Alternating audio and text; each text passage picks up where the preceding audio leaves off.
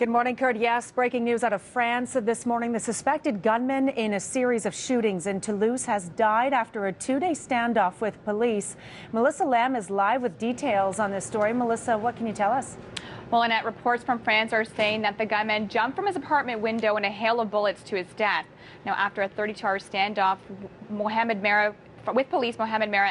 police entered the apartment to find him holed up in his bathroom. The suspect then jumped from his window with a gun in hand, and after a 5-minute volley of gunfire with police, Mera, who claims to have links with Al-Qaeda, is a suspect of killing 7 people, including 3 children and a rabbi and 3 paratroopers. Now, it's been reported that 2 to 3 commandos were injured during this fire. We'll continue to keep you up to date with this breaking news story as it develops. Annette?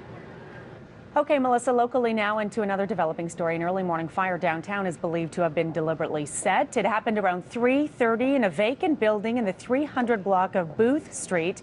There are no reports of any injuries and no word on the extent of damage, but the Ottawa Police Arson Unit is now investigating and say it appears to be arson. The flames have been long put out now, but there are still many questions about what started a grass fire near the Ottawa International Airport. The blaze burned through about 100 acres of land near Leicester and Mac Streets. Warm weather is getting part of the blame. Fire officials say it dried out the grass, creating perfect fuel for the fire. No one was injured and no damage has been reported. A word of warning for seniors shopping in Gatineau. Gatineau police say thieves are targeting older shoppers, stealing their bank cards and PIN numbers.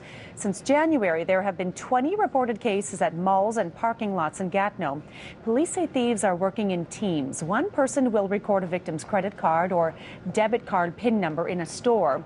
A second person then follows the victim to their car, distracts them by asking for directions. Then another person steals their debit or credit card right out of their purse. Police are advising everyone to keep a close eye on their PIN numbers when using their debit cards.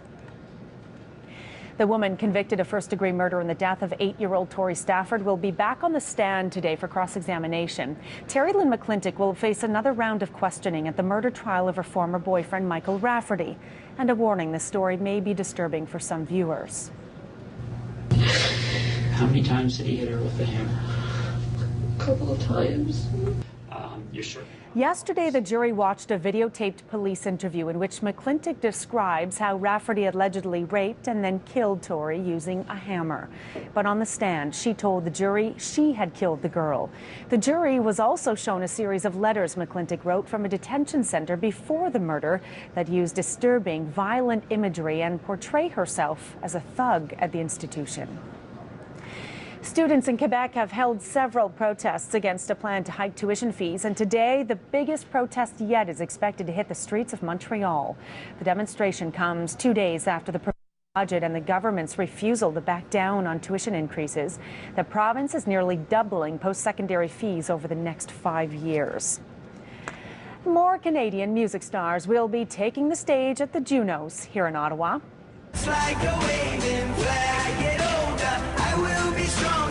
They'll call me freedom, just like a waving flag. Kanon will join the band Simple Plan on April 1st when they perform their song Summer Paradise. Lights and MC Flipside have also confirmed that they will be performing with Deadmau5. And some of the presenters at the awards show have been announced, including Olympic silver medalist Alexandre Despatie and Olympian Jennifer Abel.